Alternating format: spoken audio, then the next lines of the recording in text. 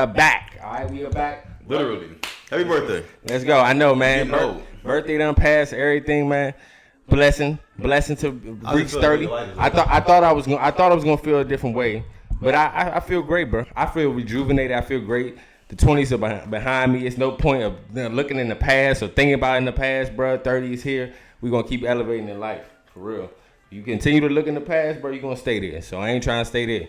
Or you gonna crash. We're gonna look at the facts. We're gonna look in the future. This past weekend was the Battle of the Beltway. Battle of the Beltway. Battle of the Parkway, Beltway, whatever you want to say. B-More versus DC. You already know what side we're on in that. Being from PG County, we're on their side. But call it what it is, man. Tank been my favorite boxer for a good while now, since Floyd Mayweather. So coming into this fight, I wanted Roach to be competitive, and he was, bro. Yeah. He showed up. He stood 10 toes with Tank. He fought Tank. I do feel like it should have been a draw. I feel like he fought good enough for it to be a draw. Now, where I differ from a lot of people, I don't think he should have won. I think Tank was still throwing him, but also with Tank, he gets caught up in starting too late. What Lamont pressured him to do this fight was not start too late. He stood in the pocket. He stood in the pocket with Tank. He stood in the pocket with Tank. So head to head, just I respect that as well too. I respected both of them for that. They were for real. But you could also tell that they were really boys. Exactly, and to your point, Hugh, tell them how they didn't want to. And that's why they were both kind of like. That's why Tank almost lost in this fight, because he showed too much respect. And when you fight with somebody that's like, since your adolescence, like 7, 8, 9, 10, and y'all fighting amateur.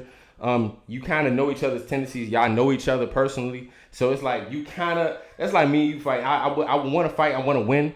But also, I still have a level of respect to where I may not, you know what I'm saying? You wanted to be competitive, because when it's your brother out there, you be competitive. That's when it's time to show up. But it was too much respect. I felt it was too much respect on both sides. I felt like I saw both of them kind of go like this and tense up in moments. Initially, I was like, I understand why it's a tie, because I was like, yeah. I get it. And even in the moment, I was kind of like, I felt like either it was a tie or Lamont won. Mm-hmm. But then after you go back and you look at who landed more punches, and again, I think some of that was because of how the broadcast was showing it. For some reason, in between rounds, the broadcast was only showing the punches he was landing on Tank. And I get it. Tank is the undefeated one, and we've never seen him. It's been a while since we've seen him compete this hard. So but it was seen too one-sided. But when you go back and actually look at, who landed more punches and stuff like that, I was like, I think Tank still probably landed more meaningful punches in the end. So if you go on based on that, Tank probably should have won. But I understood the tie. I'm fine with the tie. I'm fine with the tie too. It was a very good fight, very close fight. Going into it, not rooting against Roach because he's from DC. But I don't bet against Tank because it's Tank. It's facts. So that's how I went into it. If dude from DC win, I'm repping all day. Mm-hmm. But at the same time, it's like, I support anybody from Maryland because, I know we fake beef with Baltimore, but if you from Maryland, I support you. I support you. But in that moment, I definitely would have rooted for it. It was a great fight. Yeah. And despite the most controversial situation was Tank taking the knee, and I think it was in the 8th or 9th round. A knee doesn't even constitute what people think it does. Yeah, and also when I read up on it, it wasn't a kneel. It wasn't a takedown, and I think rightfully so. It wasn't a takedown because he didn't land a significant punch, or he didn't land the last 2 punches, and Tank just went down, and you could see within his eye on the replay. He was like grimacing. But I mean, and also I wouldn't even want that as an opponent. I wouldn't even want that to be a takedown because I didn't do it. You know what I'm saying? I didn't do it in a certain way. Yeah. I get how the points would have factored in, but in that sense, I don't even think.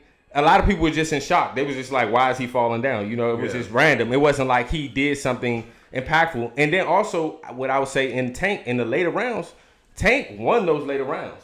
Yeah. In my opinion, he won those later rounds. The 12th was where it was a toss-up. Yeah. But after the 9th, that's when they started slugging against each other. That was a great fight. Speaking of the knee, what was weird was that hairstylist saying what she said. Because now you just lost the client. Yeah, there was zero reason to insert yourself in that.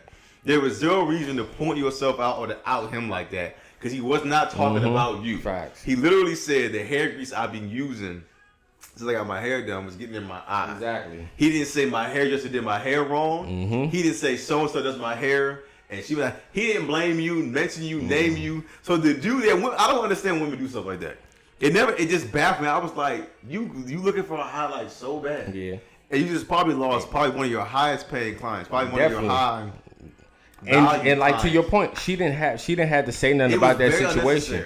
And when you say something, people see that. And if look, and I get the look to play devil advocate on the other side of things, I get it how it can be effective in my brand or. But guess what? We don't even know who you are until you reveal yourself, though. That's the whole kill. So it's not killing your brand because he's not outwardly saying that it's you. Yeah, and it can't kill you. And I get what you're saying, but if you're thinking, if you're her, you're thinking it shouldn't be it kills my brand because he's out there sweating, and it can happen. It doesn't mean it's an indictment on you. Facts. If I'm using product and he out there sweating, it can happen. Exactly. It doesn't it's not a blame on you. It just didn't make sense. Speaking of B-more, it just didn't make sense. So that was weird for me. I ain't like that. I was in Baltimore. I was in the lounge supporting Sosa watching it. So I couldn't really hear anything, but I heard Dipset wasn't very good.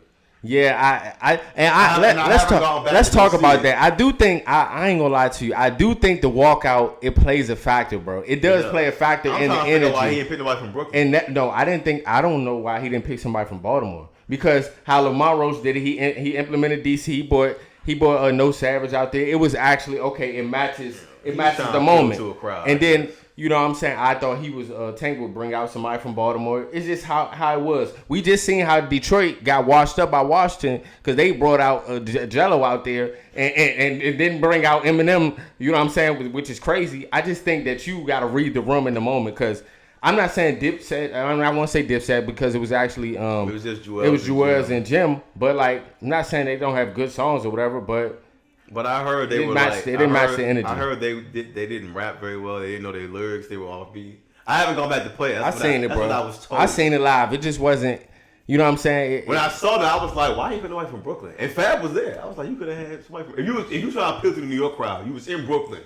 There's so many artists that you could choose from. I don't got a problem with this. I love this, but it was just like I don't know. But the walkout does matter. Like me and you said this. Yeah. When Bud walked out with Eminem, facts. We knew what we said, "Oh snap!" I said, "Earl might get whooped tonight." Facts. I ain't gonna lie. It's the energy and based off of who you walk out with. So that stuff is important. So, but that's what I heard. Because I couldn't hear it myself. I could just see those guys, but I kept hearing on Twitter that I was like, it wasn't. They didn't look good, and I haven't seen it. I had to go back and play it for myself. But yeah, stuff like that. That's play a factor. Tank Lamont Roach rematch, man. We need that rematch ASAP. We need that rematch. Yeah, because I think Tank is trying to be done with boxing. Period. Yeah, he said in a few fights he's gonna retire, but he has to. He already know. He got to redeem himself on this one. This has been Tank's best fight since Pitbull. I think those have been his two best fights now that we see the aftermath of Roach. Those have been his two most competitive fights, and I feel like after Roach. I know there's a lot of speculation out there that Shedeur could box with him. It's styles. So we're not saying that me personally, I don't say that Shedeur can't box with him, but you gotta figure out how to stand in the pocket with him and take the punches. That's why I give Lamont Roach credit because he was actually standing there taking the punches. But I did see in round 8 and 9, his corner tell him, all right now. Because he almost took a tumble 2 times where Tank caught him. You don't want to get in that match with Tank, just standing there with him. That's why Roach was successful, bro. He stuck to his game plan.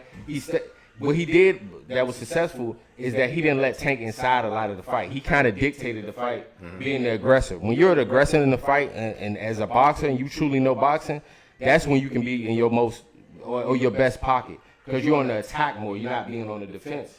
And Tank can, hey, look, his knockout punch take you out. But also, we've seen Tank losing earlier rounds because he's not either fighting much or he's just strictly on defense and taking too many punches.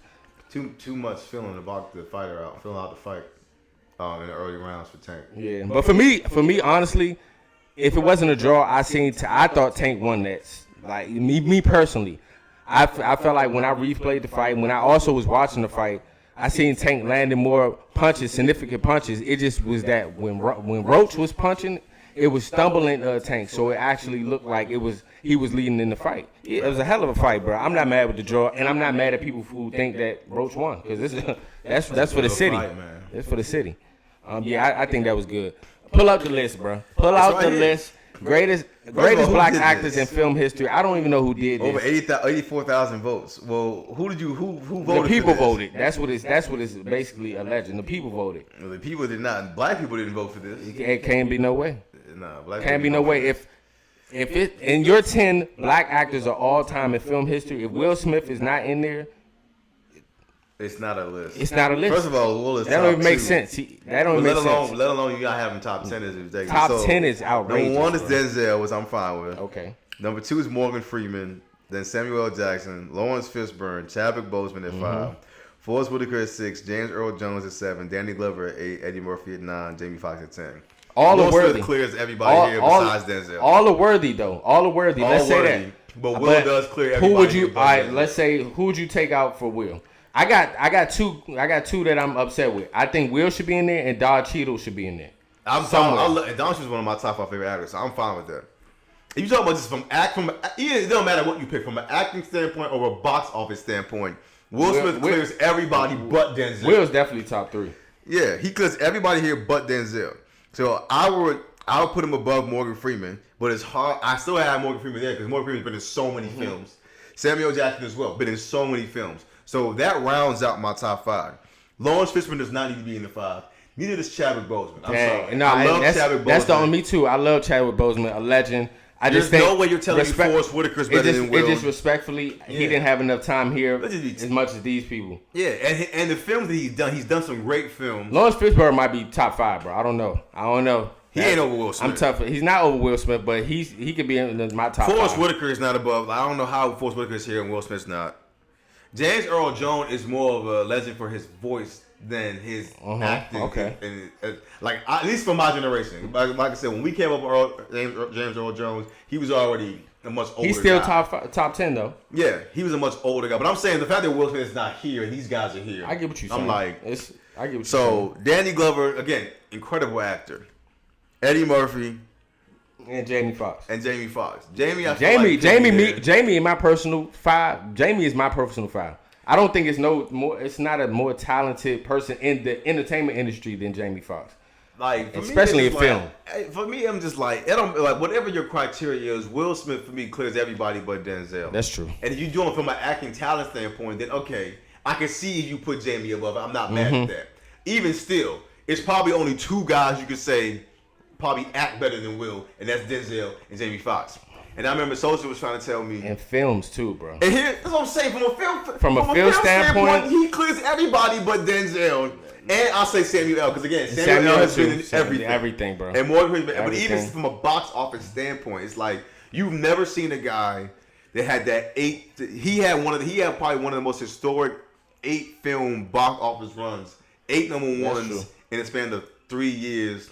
All I Am Legend, I Robot. He was a super crazy. Wild West, Hitch.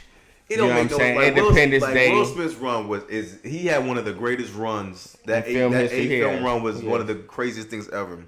For me, I'm not mad at Samuel being top 3 though. Yeah, because again, from an acting standpoint, incredible. From a film standpoint, he's been in everything. So it's like you kind of have to put him there. Sosa was trying to say, he doesn't feel like. First of all, I have a hot take. Because Sosa was saying that he doesn't think Will has a performance on par with Ray. Here's my hot take. Ray is a horrible film. But Jamie is incredible. You bugging. Jamie is incredible. Now, you bugging. Ray was an amazing film. Ray was an amazing film from the start to the finish. I'm telling you, Jamie Foxx was. What didn't you like about Ray? Ray was amazing. I get what you're saying because you can have performances that are amazing in acting and the movie not live up to that. But Ray, Jamie Foxx was amazing. I don't think the way the story was told flowed very well. I don't think the writing was all like the writing was all that. I have to rewatch it. It was all that good. But again, Jamie Foxx was so much like Ray. He was such Ray Charles. It was that's what made the movie good. That's what made the movie good. That's my hot take. I don't think the movie is good. But I think Jamie was just so incredible. What about Will Smith though? Now, as far as Will Smith does have performances. He does. I think Ali's up there. Pursuit of Happiness. Independence Day. 7 pounds. Independence Day. This from a method acting standpoint, Independence Day was great. But from like 7 pounds. Oh, I get what you're saying. Okay. 7 pounds, concussion, emancipation recently. Like Will Smith has 5. What's the joint called with him and the tennis? King Richard. King Richard. Like Will Smith does have some method acting performances He does. that you could compare him to Ray. So that was my thing. Me and Sosa was talking about that. Like, where do you have him as far as like his acting ability? His range is great. He's done everything. He's done superhero films. He's been a bad guy. He was a supervillain in Suicide Squad. He's done biopics. He's done Disney. He's done sports biographies. He's done. Yeah, I don't care. He's done everything. I don't care. Sci-fi. I don't care what nobody think about Will Smith. Everybody. Will Smith is a goat, bro. To me, he's the goat to me. You can say that. I'm not mad if you think Denzel's a goat. And then even before all of the film, you get to Fresh Prince of Bel-Air, which is iconic. So I agree with you, bro. I'm right there with you. And when you think of who he's worked with, I'm right there with you. He has worked with some of the most talented people. Like, he's worked in some of the most greatest acting legends ever. Like, it's insane. On Shark Tale alone, he worked with De Niro, Scorsese, Jack Black, and Angelina Jolie, all on one animated film. He's done animated, he's done animated films. Will Smith has done everything. Everything, he has, bro. And there's very few actors that can say that. Again, I think he clears this whole list except for Denzel and Samuel. But even with Denzel, people can argue. I'm not arguing it because me personally, I'm not saying I've seen more, but just Denzel's is not his discography, his range and his acting. I feel like his acting is a little bit better than Will Smith's, but that's either here or there. Yeah, because I feel like he feels like. The stuff he's seen Denzel, he said, I can't do that. Yeah, it's just I don't know how to even explain it, bro. But Will Smith is him too, so. Well, that's what really ticked me off about this list. Yeah, I have no problem with everybody. I don't know how you don't have a list. I love the people on this list, and they're all worthy. But I'm like, you're not Will Smith. Don Cheadle is a GOAT. He's one of them too. That's why I said I'm mad he's not on that list. That only makes sense why he's not on that list. One of my favorite when he did Crash. His range. He did Swordfish. He's in the Avengers films.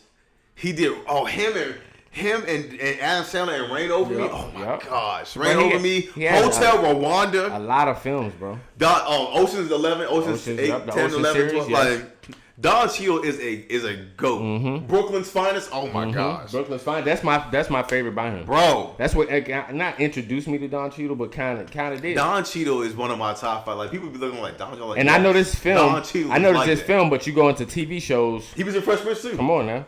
Oh yeah, Black Monday. I fell off on that, but yeah, Black Monday. But he was the third. That's my favorite episode. He's from the third episode of Fresh Prince. He had some shows, bro. Yeah. But oh my gosh. And speaking about acting, just in general, the Oscars just passed. They on Zoe Saldana, bro. They on her right now. That's one. She's one of my favorite actresses from Colombiana, from Goddess of the Galaxy, from even the shows Lioness, to current. Man, so her range is crazy too. That other joint she did on Netflix, the sad joint, where she was a chef. Her husband was a chef, and her husband. I know exactly what you're talking about. She was incredible in that. Yeah, her range is amazing too. But they was on her basically about the race thing, about the culture. I'm like, look here, how I feel about it, and I could be, I want to say biased in that, but just because I like her as an actress. I don't really see. That's the point of acting. Yeah, that's the point of acting. You can't get mad because she played a black woman. It's like the point of acting. She's not a black woman. Facts. If she thinks she says she's Dominican, she's Dominican. Yeah, but I get that whole thing. I get the whole thing too. Dominicans say they're not black and they be black. Whatever, it's man. I don't want to get. But I get that. But I wouldn't tie those two things together. You can't get mad at her because she played a black woman and she's not playing because she's not that's like damn said it just claiming he's not American. You know he played an American. Yeah, that's true. It's true. He's not American. It's many comparisons that you can say. He's an actor. That's the whole point. But I don't know why. But she's incredible. I love Zoe Saldana. Have you caught up to Paradise yet? I'm about to. All right, let me not. I was trying to just tell me where you at right now. I started falling asleep. I started episode 7. I was trying to watch. Did you finish episode 7? No, because I know that you told me that's the one. You told me that's the one. That's the finale before the finale, bro. You told me that's the one. So I was trying to lock in and watch it last night, but I thought that's not enough. So, let me just. Yeah, no, you gotta really but watch. I was like 2 a.m. watching. I was trying to crank it out. But yeah, His daughter's an idiot. Like, why can't kids ever just listen to their parents? And it's like, always I know it's about to. I know it's about to always that one kid in a show or a movie. It's always the one kid, bro. Like, come on. How did you get this? How did you get that talent? Bro, cause what the president's son giving the most important speech of his life right now, and you zoned out and talk about some Jane. We don't got time for Jane right now. Jill, Jack, or Jane. Why you even out there with the boy in the first place? That's true. With all the information, with the tablet, with the tablet, crazy. You take it with you. Don't listen, bro. What's the one rule that the father said? Do not leave your brother. Don't leave your brother, man. First thing they do, that door closed. I'm out. Like, come on, bro. Yeah, but you'll see in episode 7 how everything ties in episode 8. So I'm excited to get home and watch that. All I will say, amazing I was really trying to lock in. There's only 8 episodes, right? Only 8, and it's perfect. Cool. You're gonna really enjoy this last 2 episodes. That's why my mother is mad I'm watching it because she wants to watch it and she's worried about me getting caught up. Look at Ludacris, but I don't know if she started it or not. But she's been talking about it. So I don't know if she wants to start it. That's something we got to start. She has started. But yeah, she's been locked in. I'll give you a movie recommendation though. Excuse me. It's on Max. It's called We Live in Time. Okay. So here's how I got into this. So I went to go see Gladiator, right? Apparently my movie was at 4 and not 3:30. So I'm thinking, or 3:40 or whatever. So I got there at like 3 something. See the preview. So I'm like 45 or whatever ahead. So I'm like, all right. And so I went to a random theater. For some reason, there weren't no names up there. I went to a random theater, sat down, and I was like, all right, whatever's here, I'll just watch it until my movie starts. And so this movie had Andrew Garfield's in it, dude that plays Spider-Man and that made Spider-Man. And it's about this couple. They're a couple, and they're talking about it just shows you how they navigate their relationship and how time is at the forefront of it. And what's interesting about it is it threw me off because I'm like, at first it shows me the girl is jogging and then she comes and she's a chef and she makes some food, and then the next scene she's pregnant and they're going through it, and the next scene they got the kid. I'm like, yo, they're showing their story like in different parts of their lives. And so, like, you can't really tell what's like. And so, it's not until later where everything is, like, in order. But the way they're telling it initially is they're telling it in different parts of their relationship. And I've never seen a story told like that. I ain't gonna lie. So, I watched it for 40 minutes because my movie's going to start. So, I watched Gladiator. And then for months, I was thinking about that film. I was like, yo, I got to watch it. So, it ended up on Max. So, I locked in and watched the whole thing. And I was like, man. I'm about to see it, and I got a recommendation. That was incredible. Recommendation for you. It's called Dark Matter. It's very much similar. It's on Apple TV. Yes. I gotta renew my Apple TV. I'm telling you, Dark Matter. I'm gonna get you hip to that. It's like the same thing as far as like you talking about time and basically in different eras of your life and stuff like that. It's kind of like I don't even know how to explain it. It's like, man, you got like it made me think. I'm like, man, you really gotta. And I always preach this, but like, man, you really gotta appreciate time. Yes, for like, sure. Man. For sure. But yeah, that was. Remember the movie really Click? Oh yeah. That's one of the movies that made me appreciate time. That ended was so sad. I thought he was gone, bro. Man. But yeah, that movie made me appreciate time. But yeah, man, yeah. So I would go watch that. I would tell you to watch the Celtics doc, but you're not gonna do that. Hell no, I ain't watching the Celtics, man. We watching music videos. I would say it's good. It's a lot of. The first episode is really about the history. It goes over a lot of history. You know, you learn a lot about Bill Russell and what the Celtics were doing. Like the Lakers doc, but the Celtics. Yeah, so like you learn a lot. So like even from a basketball fan standpoint, it's like, man, like you learn about some of these dudes. You learn about what this organization was doing, what it was like back then, how they were fighting it. So it's like, man, that was pretty cool. So. Yeah. Deebo, man. Deebo coming to Washington, man. Deebo coming to Washington for a 5th round pick. We stole this man for a bag of chips, bro. 49ers tripping. We won that trade to me because Deebo is 29. Everybody's talking about him being injury prone. He only missed 4 games out of the last 2 years, which is nothing. And for people that are talking out there and talking about receiving yards and stuff, it was that's a bad year for the Niners. But not even that. That's just not Deebo Samuel's game. He's not just about being a receiver. He's multifaceted in an offense. That's what makes him dynamic. Yeah. That's what makes him a superstar caliber player because all-purpose yards. He's not just getting receiving yards. He's running. He's doing extra things on the field, even blocking. Exactly. He adds such a dynamic to our team, and we in the best times of the free agency right now with wide receivers. You got Devontae Adams on free agency. You got DK Metcalf on free agency. I don't even count. You got Christian Kirk. Going wherever you know what I'm saying? But we got a lot of choices out there. We get a third receiver. I'm telling you, we get somebody like DK, Christian Kirk, Tyler Lockett, or you know what I'm saying? Any of these players, bro, we gonna be elsewhere. And we got I'm the excited. Space. So, and once we lift Jonathan Allen and extend Terry McLaurin, we'll have. Yeah, I'm excited about this. Yeah, for sure. I ain't gonna hold you. I'm excited about this. Yes, sir. As far as the NFL Combine, you already know, man. You know they're gonna do this. Because you see, the Giants might trade away the number 1 pick to the Titans. Look here, you see a successful young black man who's already got money, who's confident in himself, and every time I look up now, he's arrogant. Yeah. Shedeur Sanders, man, he showed that he can play. You gotta at the next level. You're trying to convince teams to draft. You have to market. But not even that. His game shows that. It's not like he's just talking. You feel me? Like what he's done in the NCAA. It's kind of unprecedented as far as him going from one school at HBCU, then going to another like a collegiate realm to where you got D1 AA, bruh. And he performed against Power 5, and he performed against every single team. It was nothing to say really about his performance, bruh. And he just won the award for the best quarterback, one of the best quarterback awards, bruh. He's been a Heisman candidate, but he should have been a Heisman candidate, bro. If you look at the numbers, look at what he's doing, bro. He's successful. I'm just tired of the media labeling him as arrogant or his confidence, bro. Like how else is he supposed to present himself? Exactly. You feel me? Like I'm one of the ones, bro. He really should be a top 5 pick. Like easy. We I don't know why the Giants. There's serious talks about the Giants trading the number 1 pick to the Titans. That's what's being said by NFL sources. But I'm like, why? Is there somebody they want that they feel? I don't know. But if you need a quarterback and you can't go wrong with either guy you pick, I wouldn't trade number 1 pick. Fact. Shedeur or Cam. I would draft one of those guys. It's one of the best drafts in a minute too, because you got your boy Gabriel out, Dylan Gabriel out, Oregon too. It's a good draft. We shall see what's going to happen with that because I'm excited for the NFL still. This is unfortunate news, bro. This is unfortunate news. On her way to perform at this halftime performance, Angie Stone tragically passed away. It was due to a bad car accident with an 18-wheeler.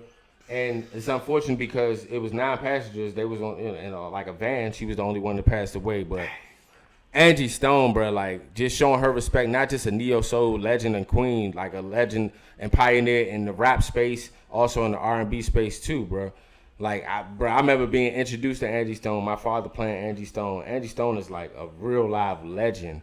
And it's unfortunate too in this situation. And what I didn't like about this situation that happened is that I feel like people don't have a certain amount of discernment when lives are lost. Yeah. Or, have an understanding of what to say when lives are lost. Because at the halftime performance, they announced it.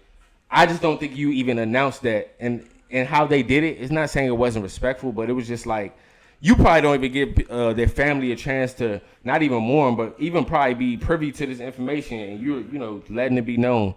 And I get it, they were probably people. And if those things were done, then that's fine. But if those things were done ahead of time, like we called the family, right? Correct. All this stuff, because I get it. You probably advertised to this crowd that Angie Stone is going to be there.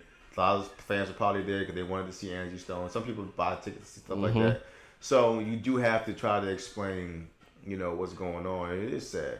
So I get what you're saying because that is true. So if it's done in the right way, then I understand, the need to do that. But my biggest memory of Angie Stone is definitely dang it. Why can't I think of it right now? What? So it's a song or a moment? No, the freaking movie. Which one? The Cuba Gooding Jr. and Beyonce.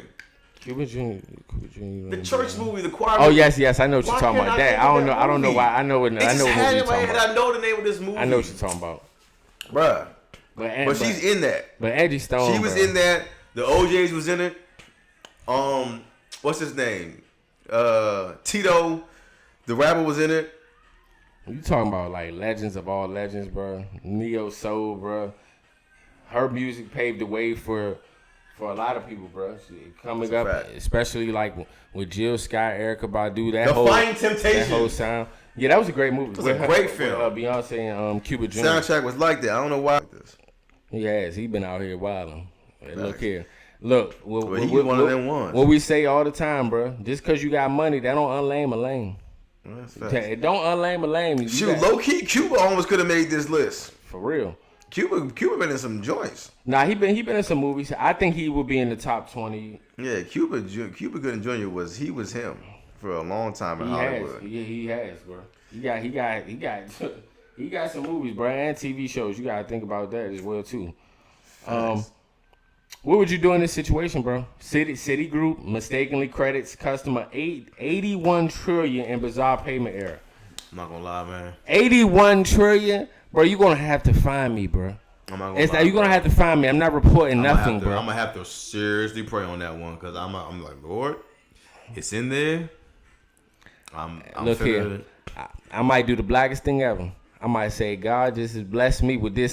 With this. This was a blessing. Yeah, man. What's your man Shula King said? By the time you figure it out, I will be gone. This was a blessing. I will be in the bank, wired it out, and I will be gone. Ain't mistake about it. I'm taking some out of the account ASAP, bro. He said, you're not getting all that money back. Like, how does that even work? Like, so even with a payment error, my question is, how can you even like request it back? Like, how do you even go about that situation? You feel me? Like, and then also, like, am I deemed as being wrong if I take the money or if I take some of the money, bro? You feel me? Like, you were paying me a certain amount, you overpaid. I don't know what to tell you. You gotta get it back in blood on me. You gotta get it back in blood out there. Man, trillion? Trillion? No, this not. We're not getting all this money back. Million, 81 million. I don't care what. You're not getting all this money back, bro. I'm not leaving. Like, and I'm not super greedy, but I'm not leaving with less than 200 mil. I'm leaving it with something. Facts. Nah, that's facts though. Because if I do get the money back, I'm getting some. I'm getting some million. Facts. I'm getting $1 million off of that. Trillion? You talking about? We talking about? You lucky I don't take $1 billion. Like what? Yeah, facts. But we ain't. I'm not leaving with less than $200 million. If anything, like I ain't greedy. You know what I'm saying? Without a doubt. But yeah, that's insanity. So I would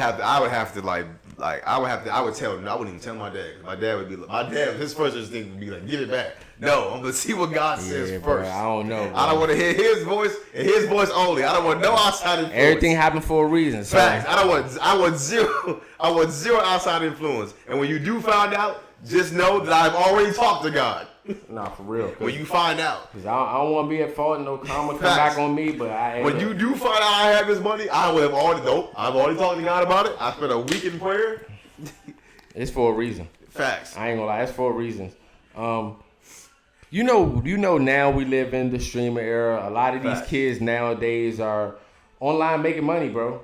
They online making money, and a lot of times we could have made ourselves. A lot of times in the confinement of their own home, but you still have a lot of parents that are out of touch with that and don't ever understand that. So recently, that went viral is the parent threatened to kick his son out because he was streaming in his room all day, and he came in there off some like, bro, we got bills to pay, light bills to pay, and I understood both points as a parent. If you don't understand.